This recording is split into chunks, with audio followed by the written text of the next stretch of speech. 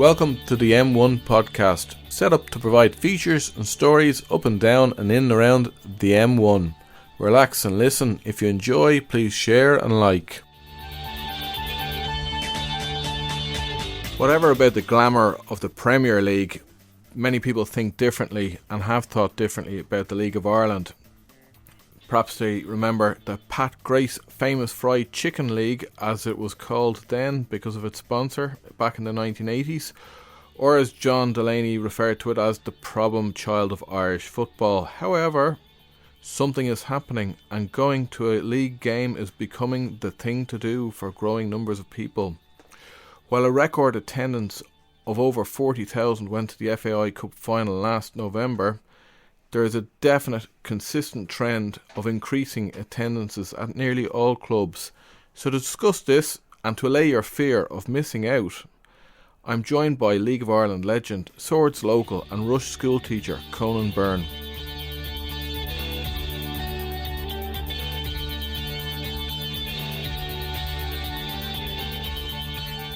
So Conan Byrne, you have a long career with the League of Ireland. You played UCD, Sporting Fingal, St Patrick's Athletic, Shelbourne, and then you crossed the border to, was it Glenavon? Glenavon, yeah. Glenavon. And now you're teaching in Rush, living in Swords, and still playing football. I'm still playing. Well, trying to play, Gareth. Yeah, trying to play. So, yeah, really enjoying my time at back playing in my local club, River Valley Rangers. And I think I'll always play once the legs allow, 100%. Very good. And so I can imagine your teammates in Swords, they're probably, yes, we have him playing with us. I don't know, maybe a couple of years ago, maybe, not now. But still enjoying it and trying to run around. And how was it to be a player in the League of Ireland? Like, there was this move towards professionalism over the last 20 years, and we all know that the club finances, and there's been various clubs have had crisis. Like, how was that for you as a player in terms of a sense of career? Like, you had a degree in UCD, and you're probably just starting off your career. You went to Sporting Fingal, and then you had a good number of years playing. Were you full time all the time? I was full time most of the time, Gareth. Yeah, so I kind of saw everything that the League of Ireland, I suppose, has in a nutshell. You know, the ups, the downs, the highs, the lows. It was basically my career had it all. Very lucky in terms of injuries and all that. But when I left UCD, I went to Sporting Fingal. Yeah. And I double jobbed there, so I was playing basically as a part-time footballer, but then full-time as two roles. One, my first year there, was a marketing executive, trying to get in as much sponsorship money as possible in those early days. And then the following year I went into community development manager, and I was there to do that for 2 years. But that was a fantastic time. Learned so much in those 3 years at the club, both as a football player on the pitch, but more so off it, and how the League of Ireland works. And we had a blank canvas. Tried to get as many people on board to promote Fingal, to promote football, to promote sport, and we're ahead of the curve in terms of trying to engage with young girls and boys as well. Well, it was an interesting initiative, because when I think about this podcast, we imagine our listeners in the North County, East Meath kind of area, which, when you look at, say, where the clubs are, no club is that near, whether it's Bohemians or Shamrock Rovers. I know people in Balbriggan, for example, who go to matches in Tallaght, and then there's possibly people who go up to Dundalk. I don't know, but it's just there's a lot of commuting going on, and so the idea of Sporting Fingal was to give a bit of a heart to the county, wasn't it? Yeah, absolutely. It was the fastest growing county in Ireland, obviously, and yeah, it was just wonderful times. I suppose a lot of the players there were from the county too, which helped. And we had a lot of success on the pitch in such a short period of time. It was just unfortunate that we left, that it failed. And then you were playing in St Pat's, and you had some big games there. What was the European football as well? What would have been the highlight of your career, the biggest game you would have played at? Personally, probably I was lucky enough to score 4 goals against Shamrock Rovers and Tallaght. Okay. We won 4-0. 4 goals in one game. 4 goals in one game. That's probably the one that probably sticks out. from a personal point of view. But we played big games. The FAI Cup Final in 2014, St. Pat's had been in 7 cup finals before them, had lost them all. They hadn't won it in 53 years. So to be part of that side that won the FAI Cup for St. Pat's in 2014 was a huge honour, achievement, I suppose. It was my second FAI Cup, having won one with Sporting Fingal 5 years previously. So it was something that we won the league in 2013 with Pats, but the fans of the club were kind of saying, yeah, this is great, but we want the cup. And we managed to get that the next year. And in the last 10 years since the move to the Aviva Stadium, the FAI Cup was taken.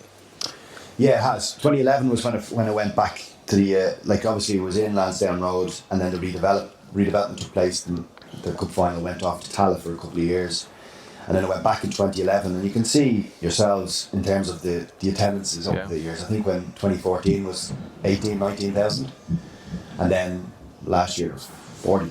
So the increase in popularity is huge. This is the thing. This is why I wanted to do this episode with you.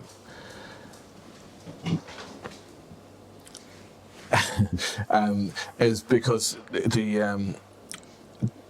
many people will be thinking about the League of Ireland, and if they think about crowd attendances and the buzz, there might be an element of nostalgia. What was it like in the 1960s when 20,000 used to go to see Drumcondra or whatever?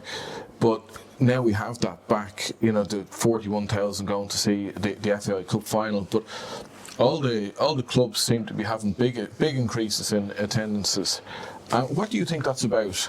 I think there's a couple of things. I think the live experience in terms of COVID, when it happened 3-4 years ago now, is that I think it brought a lot of people realisation to the fact that they missed out on a lot of sport, and it was something then for when everything opened back up. It was something to go to as whether your son, your daughter, your family. So I saw a lot of an increase around the time that COVID restrictions were lifted. Yeah. But also the social media element to it all. Yeah. What's going on there? I just think clubs have kind of grabbed the bull by the horns, really. Yeah. I think that I was very critical of clubs in the sense that they weren't doing enough to increase attendances and do as much as possible for their local community. Yeah. And I think that's changed as well in the last 5-6 years. I think Bohemians are doing great work in their local community, and not everyone's piggyback onto them, but just sees the effect that it has in the community, and it has worked. There's a feel really good factor, isn't there? 100%. Like you can see with the attendances, the experience. We hear little bits of crowd trouble, nothing major for the amount of people that are there, which is great. And the fact that a lot of the clubs, obviously that your listeners would all be from around, as you say, the M1 area, that there's a lot of clubs around that area too. Yeah. So grassroots clubs. Absolutely. So it's it's on the up 100%. And with Bohemians, I took my 2 nephews to a game there last year, and what I noticed is that there's an element of tourism say people from other countries to stay in Dublin for a couple of nights, or in the case of the guy sitting next to me, he was from America, and he and his whoever he was with were going to the Aviva Stadium for the college football game. So they decided to get in a soccer game before, and Dalymount Park was well positioned. They do seem to attract some tourism, don't they? I think, and that's got to do with their jerseys, Gareth, I'd say, and their I suppose their policies as well. Like they've a game coming up against Palestine as well. The first time Palestine have ever played a football match on Irish soil. So they're very much not just in terms of Dublin 7, in terms of the local area, but they also spread their wings a little bit. And the jersey sales are global. Every time they release a jersey. They've had media coverage from international media as well, and so their attendances in 2019 were average of 2,800 and now up to 4,200, and they're just limited by capacity, aren't they? Yeah, and obviously now there's plans in place for a redeveloped Shelbourne Park, and that's going to be hopefully in the next 4 years. That'll be 5 years. That'll be built, and but I like the way they're not making it into a 20,000 seater stadium. Yeah. It's going to be realistic for what they are. There's a game obviously on Friday, Shamrock Rovers Vs Bohemians. There's 9,500 tickets sold for that. So that's in Tallaght. That's in Tallaght. Wow. So it just goes to show the increase That would never have happened 5 years ago. No, you know? it's so. Shelbourne have they've also had an increase, and they have a bit of. Is it they're doing some good community work as well, aren't they? Yeah, so they've brought in a community development manager, Tony O'Neill, and his remit, I suppose, would be to try and go out into the local community, hit the local clubs, and provide coaches for those clubs to upskill the coaches at grassroots level. And in return, hopefully, some of those coaches will bring their teams to Tallaght Park, and that's working really, really well. Yeah. Tony was a good guy. Worked with him when I was at grassroots myself, and he's all about football. Yeah. He's really good.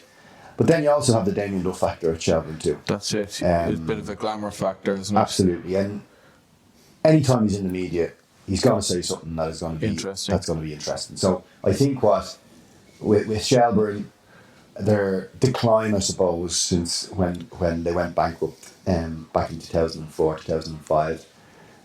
Sorry, no, we were in 2006. Yeah. That I suppose the time when they came back into it, and they got back into the first division, and they got into the Premier Division, and fell back, promoted again, fell back. So it's been a couple of ups and downs for Shelbourne, but new investment as well, and it's going to be very interesting. And Damien Duff, he's a bit of a class act, isn't he? You know, he could be doing anything, but he's doing what he enjoys, and he likes this. Yeah, he's infectious. Yeah. He's infectious, and I suppose if you're a fan of Shelbourne, you'd absolutely love him, because his desire, his passion on the sideline every Friday night is something that you'd nearly pay the entrance fee alone just for. To watch, because he's and when you're sitting in the stand, you can be so close as well to them. So yeah, absolutely, that's a good experience. Yeah, there's great experiences at the club, at the ground. So that's Bohemians and Shelbourne. They're both in Dublin city boundary. So access from the M1. You get a 101 bus if you're going from Drogheda or Balbriggan. Well, you wouldn't be going from Drogheda. You should be going to your local club there. But we'll come to that in a minute. But Dread Fingal people might be using a different bus routes to get there, and both clubs are kind of accessible, aren't they? Very accessible, yeah, both of them. The one thing you'd always say would be parking. So public transport would probably be the best avenue to go, because it can be difficult to get parking at those type of those grounds. So we do have a bit of a hinterland, like towns like Lusk, Balbriggan. Maybe people wouldn't be, if they haven't decided to support a club yet, you know, they might be in two minds whether to go to Bohemians or Shelbourne or to go to Drogheda. And this feature from the Irish Times, the headline is Grounds for Hope and Despair, and it covers all the clubs in terms of their attendances and the match day experience. Now, it was interesting in the article that this was carried by the Irish Times back in early February, just before the league started up again, is Drogheda has a bit of a rundown stadium, but according to Gavin Cummiskey in this article, he says the away fans really enjoy the experience there, which I find interesting. It is. It's a great ground to play in as well, Gareth. Okay. Because you're right, the crowd are right on top of you, so you can hear everything. I don't know, for the away player, it can be a good or bad thing, but if it's water off the duck's back and you take it in jest, it's always a good place to go to. The ground is dilapidated, but I always felt that Balbriggan, I know it's kind of County Dublin, but Drogheda would be a very good place to go and watch your football. Yeah, 20 minutes up the road, basically. 20 minutes up the road. New investors, they're going to go full-time from next season. Yeah. There's plans in place for a new ground, new stadium. So it could be the perfect opportunity to, if you don't support a League of Ireland club, to delve in there, because it's the manager's in place, Kevin Doherty. He was a Liverpool trainee, got injured, came home, played for Shelbourne, managed them, and then has taken over assistant manager at Drogheda until their Tim Clancy, a recent manager, left. So their average attendance in 2019 was 721, and their average attendance in 2023 has gone up to 1,917. So that's a smaller number than Bows or Shells, but that's a big increase. It's because of the ground. There's no doubt about it. If if it was more accessible, I suppose, the infrastructure was better in around the stadium, facilities within the stadium as well. That would all possibly prevent people from attending. I'm thinking when I went to a game with a friend of mine last season there, Shelbourne, and you're in the away section and trying to get the halftime burger and sandwiches or whatever. It's just nasty coffee on sale and whatever else. But the fans are really lively. That's what's really enjoyable, and it was all good humour, good banter as well, which is great experience. And it's just off the M1 too. You can kind of come in the back way to it and park at the hospital. So it's. I think say in this, looking at this feature, like both Bohemians and Shelbourne have their own plans, but Drogheda. And I know you said about the change in ownership, and the club, the ground is now back in the club's ownership. But both for Drogheda and Dundalk, their stadiums are not in good shape. No. Yet at the same time, they've had these long-held ambitions to have better stadiums and put in place plans, and then they fell apart previously, whatever. And then they're trying to put that back together again. And then on the other hand, you have the GA that they're trying to build, their own stadiums in Dundalk and Drogheda. The council must have a role in bringing this together. Maybe shared facilities between sporting codes. Would that be a possibility to get better bang for buck in terms of public money? I think the only thing I'd say about that is that the GA pitch is obviously bigger than the soccer pitch. So if you're on a ground share there in terms of a GA and a football pitch, how far would the supporter be away from the pitch then? Yeah. There was talk of a ground share between Dundalk and Drogheda, the two football clubs, but again, that's like putting Celtic and Rangers together. It doesn't really work in terms of locations because they're separate towns. But I'm just thinking sporting codes, you might get a better stadium and being built quicker, because I think the GA they have a ground right next to Drogheda, don't they? Yeah, but you see, you could get a better stadium, but then the surface, then if it's Gaelic and football are played on it, you might not have the quality on show that you'd expect, and then that would drive away fans then. Right. In football nowadays, the pitches have to be pristine. They have to be like carpets with the way the majority of teams play in this league. So I do just think that the County Louth area is struggling in terms of infrastructural stadia. Because I'll just to finish off in Drogheda, the club, they had huge success in the early 2000s or late 2000s after. And my wife, she's actually from Ukraine, and she was a teacher there. And I remember back 2010, 11, we went into her school where she used to teach in Ukraine, and they got me to do a presentation on life in Ireland. I spoke to two separate groups, one group age 16 or so, and the other group kids were about 10 years of age, a lot more excitable, as you'll know, being a primary school teacher yourself. And I was talking about Ireland, the shape of it, and I was asking the kids to draw what they think Ireland looked like, and I talked about the Titanic in Belfast and Guinness in Dublin, just things that might connect somehow, some branding that they might have seen, like how to explain Ireland, or talk about Irish dancing or sport or whatever. But I was struggling to sort of explain a little bit, and then I thought, the kids, a lot of them support Dynamo Kiev, and the previous year or so, Drogheda had was they equalised, or they nearly equalised? With the post, they hit the post to go through, And it was just that one slight moment, and it's such a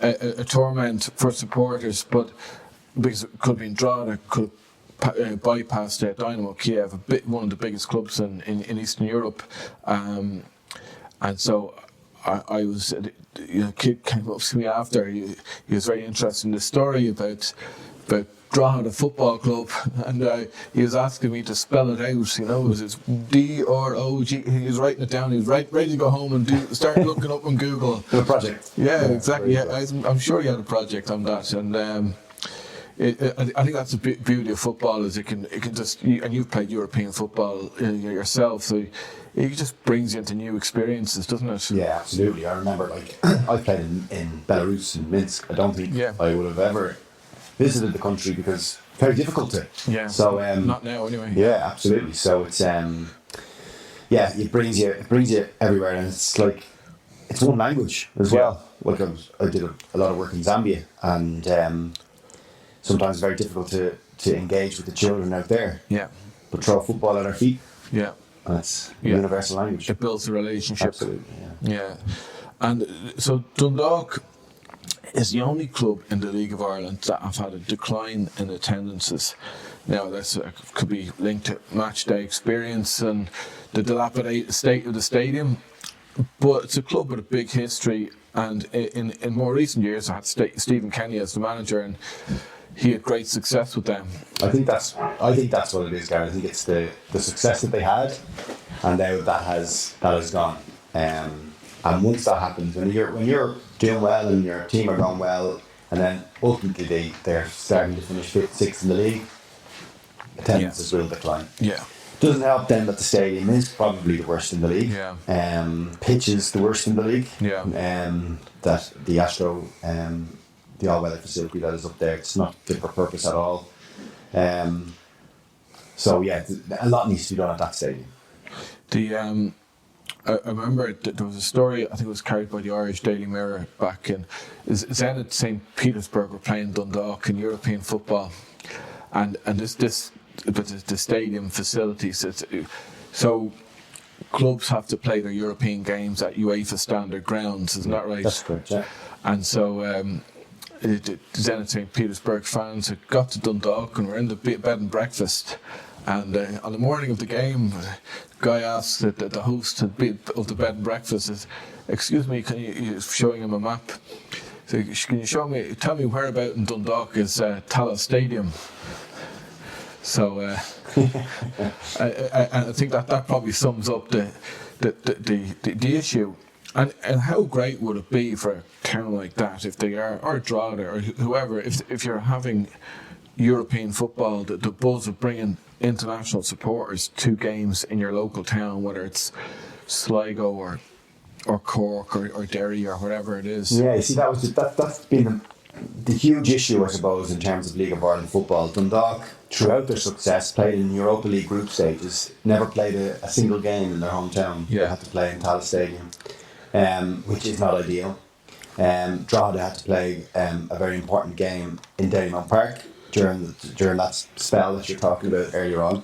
Sporting Fingal, when we played, we had to go into Getty Park to play as well. So facilities have been an issue in League of Ireland, not just now, but for the last 20, 30, 40 years. And something needs to be done about it at government level, because it is the most played sport in the country.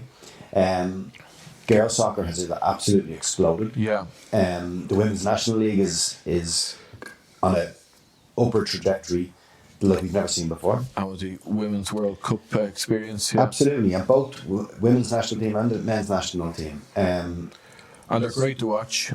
Both teams, and they got great TV coverage, so it's really good to see.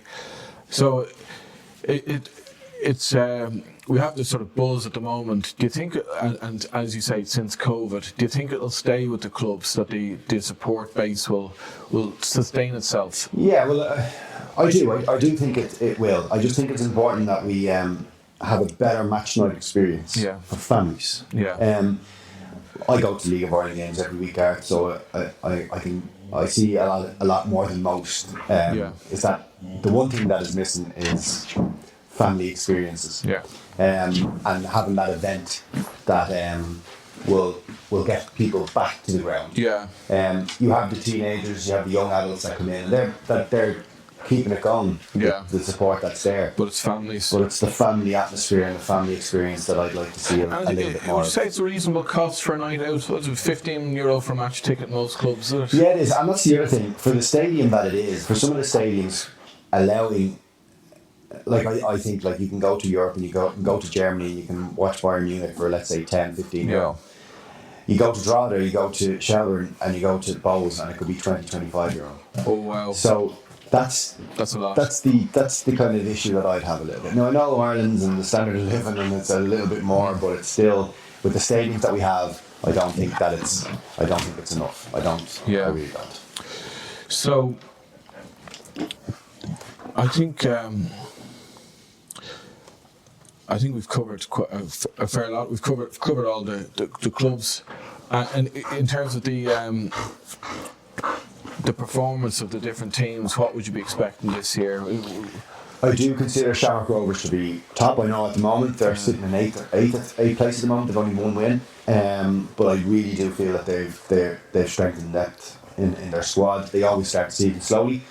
That is a slow start. Yeah, it is. In terms of the bottom of the league, I think that's going to be the most interesting part of it because, as I said earlier on, Drogheda are part-time, the only part-time club in the league. They plans to go full-time next year, so it's going to be vitally important for them to stay up.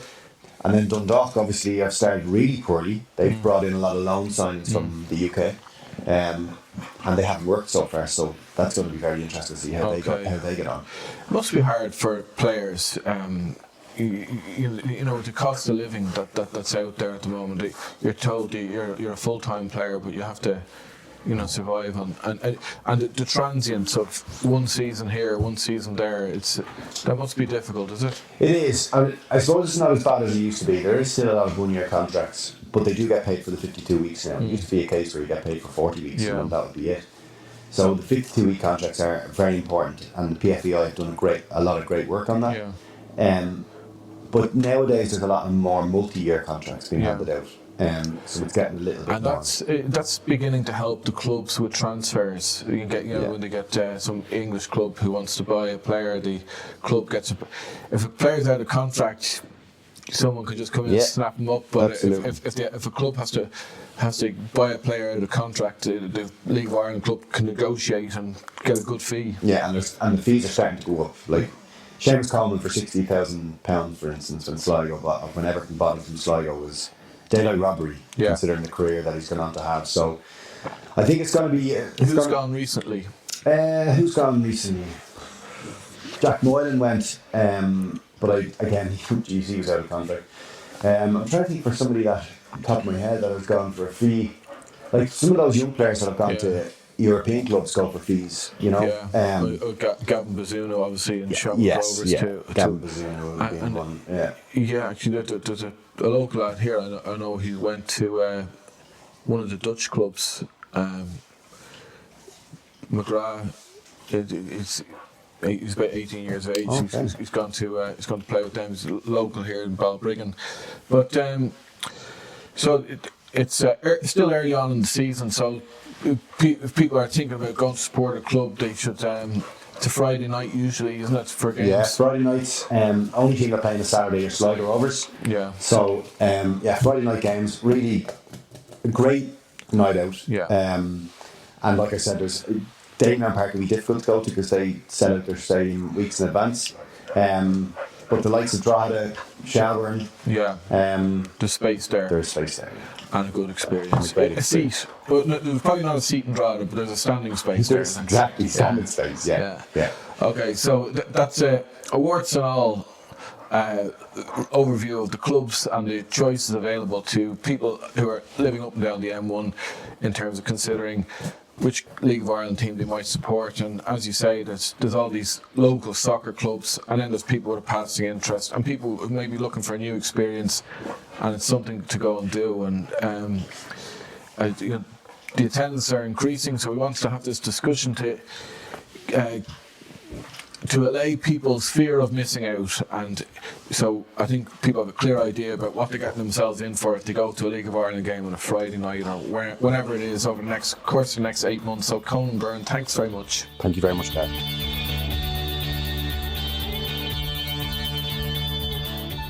So there you have it. We've given you an overview of the match day experience of Bohemians, Shelbourne, Drogheda and Dundalk. If you're a neutral and you're about to commit to supporting a team, it looks like Shelbourne have seating capacity. While Bohemians have an impressive record in community work, Shelbourne are doing the same. So making your choice, it's all about the football.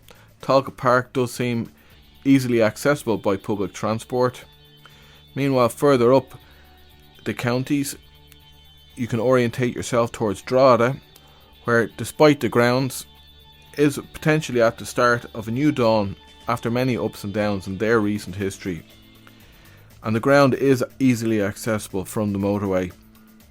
With a growing population, what better way for people new to the area to become part of the community than being a fan of their local team? And with local elections coming up, why not use the opportunity to ask candidates what they can do to support the development of municipal stadiums?